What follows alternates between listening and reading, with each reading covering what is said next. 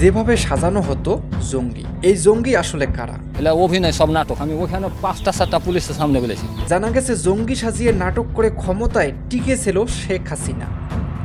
এতদিন চলছিল জঙ্গি নামে নাটক। এতদিন সাধারণ লোককে জঙ্গি বানিয়ে অত্যাচার করেছেন। কাউকে কিছু বলতে দিত না, সাংবাদিক তো এখানে ভিড়তেই দেয়নি। ইচ্ছা হলেই যে কোনো কাউকে জঙ্গি বানিয়ে দিতেন। দর্শক শ্রোতা, ভিডিওটা শেষ পর্যন্ত দেখলে আপনারা চমকে যাবেন। শেখ হাসিনা বাংলাদেশের মধ্যে এতদিন কিভাবে ক্ষমতার চেয়ারে বসেছিল সকল বিস্তারিত জানতে ভিডিওটা না টেনে শেষ পর্যন্ত দেখতে থাকুন। এতদিন আমরা শুনে এসেছিলাম বাংলাদেশের মধ্যে প্রচুর পরিমাণে জঙ্গি এসেছে, আর জঙ্গির কারণে কোনোভাবেই দেশ স্বাভাবিকের মধ্যে আসতেছে না, দেশের মধ্যে কোনো উন্নতি হচ্ছে না। কিন্তু বেরিয়ে আসলো চাঞ্চল্যকর তত্ত্ব। এতদিন শেখ হাসিনা নিজেই প্ল্যান চালিয়ে জঙ্গি বানাইতেন, যে কোনো সাধারণ মানুষকে জঙ্গি বানিয়ে গ্রেপ্তার করতেন এবং অত্যাচার করতেন। দর্শক শ্রোতা, আপনারা যারা শেখ হাসিনাকে পছন্দ করেন এবং সাপোর্ট করেন, আওয়ামী লীগকে সাপোর্ট করেন, তাদেরকে বলবো আপনারা অযথা আগে কমেন্ট বক্সে আপনার মতামতটি কমেন্ট বক্সে লিখবেন না। আগে ভিডিওটা শেষ পর্যন্ত দেখবেন, তারপর আপনার মতামতটি কমেন্ট বক্সে লিখবেন। চলুন আগে সেই ভিডিও একটা দেখে আসি, যে ভিডিওটা দেখে আমরা সকল বিস্তারিত জানতে পারবো শেখ হাসিনা কীভাবে নাটক সাজিয়েছিলেন এই জঙ্গির বিরুদ্ধে। চ্যানেলে নতুন হলে অবশ্যই চ্যানেলটি সাবস্ক্রাইব করে নেবেন। তাহলে চলুন সেই ভিডিওটি আগে দেখে আসি। আওয়ামী লীগ সরকার কিন্তু অত্যন্ত গর্হিত পাপাচারের সাথে যুক্ত ছিল। শুধু যে দৃশ্যমান নির্বাচন কেড়ে নিয়েছে তা কিন্তু না, আপনি বিদেশে বাংলাদেশের ইমেজ নষ্ট করেছে আওয়ামী লীগ।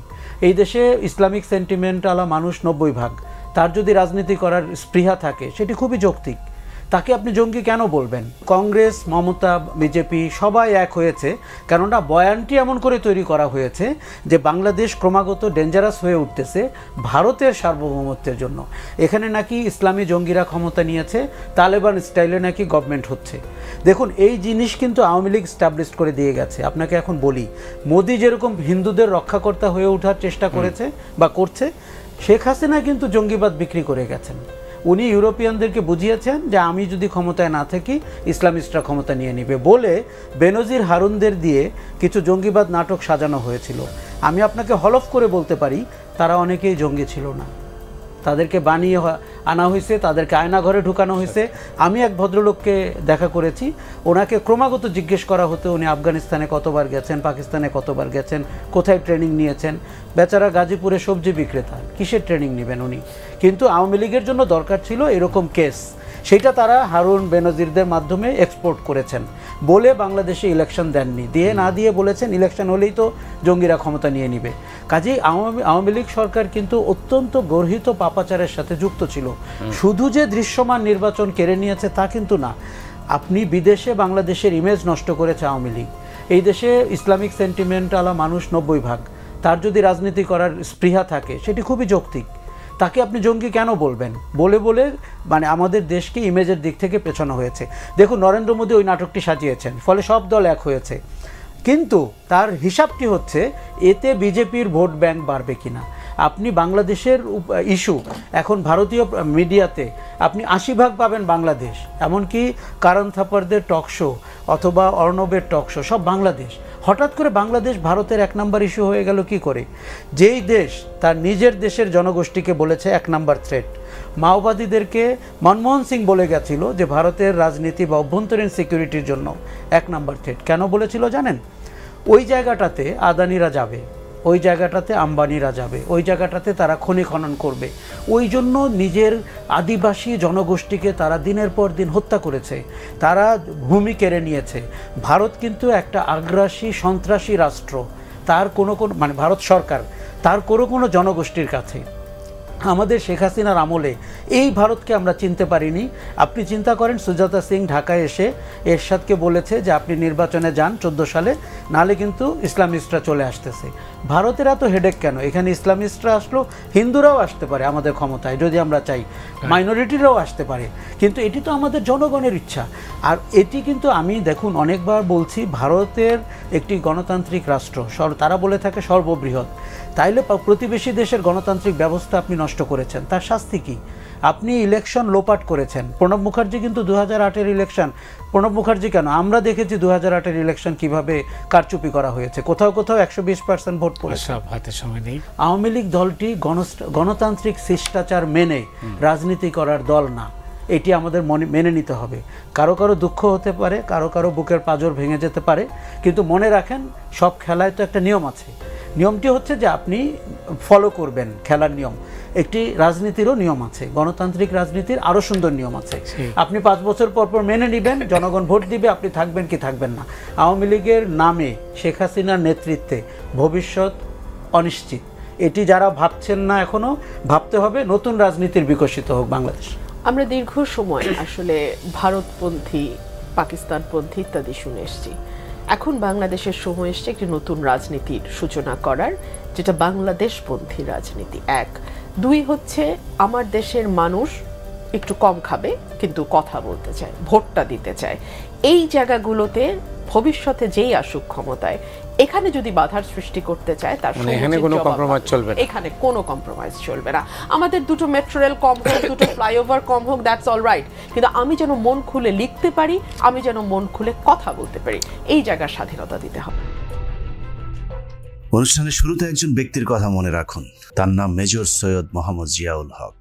মেজর জিয়াউল হকের আরেকটি পরিচয় আছে, তা হলো তিনি একজন বিশাল বড় মাপের জঙ্গি। বলতে পারেন পৃথিবীতে এ পর্যন্ত যত জঙ্গির জন্ম হয়েছে তার মধ্যে সবচেয়ে বড় জঙ্গি জিয়াউল হক। কারণ তিনি একমাত্র ব্যক্তি যিনি একই সাথে বাংলাদেশের প্রায় সবকটি জঙ্গি সংগঠনের নেতৃত্ব দিয়েছেন। কখনো হিজবুত তাহরির, কখনো আনসারুল বাংলা, আবার কখনো জেএমবি, কখনো আবার আল কায়দা সহ বিভিন্ন আন্তর্জাতিক জঙ্গি সংগঠনগুলোর সাথেও নাকি তার ব্যাপক যোগাযোগ রয়েছে। বাংলাদেশে অন্য জঙ্গিদের সাথে হকের একটা পার্থক্য আছে। এখানে বেশিরভাগ কথিত জঙ্গি মাদ্রাসা থেকে বের হলেও জিয়াউল হকই একমাত্র জঙ্গি যিনি সেনাবাহিনীর ভেতর থেকে আবিষ্কৃত হয়েছিলেন। সেনাবাহিনীর অফিসারদের মধ্যে যেসব জঙ্গিরা গোপনে অবস্থান করছিলেন তাদেরও নাকি নেতৃত্ব দিয়েছিলেন মেজর সৈয়দ মোহাম্মদ জিয়াউল হক।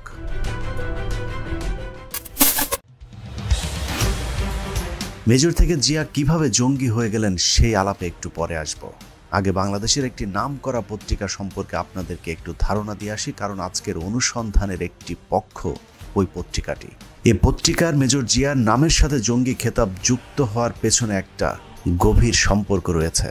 শুধু মেজর জিয়া নয়, এই পত্রিকার মাধ্যমে বাংলাদেশের মানুষ সবচেয়ে বেশি জঙ্গিদের খবর জেনে থাকেন। জঙ্গিরা মাঠে কার্যক্রম শুরু করবার আগেই এই পত্রিকার অফিস তা জেনে যায়, আর তারা যা জানে সেটাই আইনশৃঙ্খলা বাহিনীকে জানানো হয়। এরপর আইনশৃঙ্খলা বাহিনী ঠিক সেভাবেই কাজ করে যেভাবে এই পত্রিকাটি চায়। আর পত্রিকাটি সেটাই চায় যেটা আমাদের পাশের দেশ ভারত চায়। যে পত্রিকার কথা বলছি তার নাম প্রথম আলো। পত্রিকাটি সম্পর্কে আপনাদের সকলেরই মোটামুটি জানা আছে, কিন্তু আজকে আপনাদের নতুন কিছু তথ্য জানাবো যেভাবে হয়তো এর আগে কখনো চিন্তা করেননি। 1998 সালের 4 নভেম্বর প্রথম প্রকাশিত হয় প্রথম আলো। মাত্র 26 বছরে তারা সবাইকে টপকে গিয়েছে, এমনকি যেসব পত্রিকা তাদের আগে যাত্রা শুরু করেছিল তাদেরকেও। ফেসবুকে তাদের এখন 22 মিলিয়নের কাছাকাছি ফলোয়ার, প্রায় 5 মিলিয়ন ফলোয়ার রয়েছে ইউটিউব চ্যানেলেও। প্রতিষ্ঠার সময় যা কিছু ভালো তার সঙ্গে প্রথম আলো স্লোগানে শুরু হয় পত্রিকাটির যাত্রা। 2008 সালে সেই স্লোগান পাল্টে রাখা হয় বদলে দাও, বদলে যাও। এরপর 2013 সালে পত্রিকাটির 15তম প্রতিষ্ঠা বার্ষিকীতে নতুন স্লোগান নির্ধারণ করা হয়, পথ হারাবে না বাংলাদেশ। এসব স্লোগানগুলো আপনাদের কাছে স্বাভাবিক মনে হলেও প্রথম আলোর প্রতিটি স্লোগানের পেছনে রয়েছে বিশেষ উদ্দেশ্য, ষড়যন্ত্র আর দর্শক শ্রোতা, আপনারা তো বক্তব্যগুলো শুনতে পারলেন। বাংলাদেশের মধ্যে এতদিন জঙ্গি নামে কিভাবে নাটক করা হতো। শেখ হাসিনা বাইরের দেশগুলোকে যেভাবে জঙ্গি দেখিয়েছেন বাংলাদেশের মধ্যে, তিনি এই জঙ্গি দেখে বাংলাদেশের মধ্যে ক্ষমতা ছেড়ে বসেছিলেন। কিন্তু 2024 সালে এসে শেখ হাসিনার পতন ঘটালো ছাত্র সমাজ। দর্শক শ্রোতা, এই ছাত্র জনতার কতটা পাওয়ার 2024 সালে এসে সকলেই দেখতে পারল। ইতিমধ্যে অনেকেই মন্তব্য করতেছেন ছাত্র জনতা ব্যবহার করে সকল রাজনীতি দলগুলো শেখ হাসিনার পতন ঘটিয়েছেন। দর্শক শ্রোতা, এইখানে অবশ্যই কিছু কিন্তু রয়েছে। শেখ হাসিনা পতন হয়ে আপনাদের মনে কি আসতেছে? ঠিক হয়েছে না বেঠিক হয়েছে? আপনার মূল্যবান মতামতটি কমেন্ট বক্সে লিখবেন। এরকম আপডেট ভিডিও পেতে চ্যানেলটি অবশ্যই সাবস্ক্রাইব করে নেবেন। তো ধন্যবাদ সকলকে, নেক্সট ভিডিওতে দেখা হবে। আল্লাহ হাফেজ।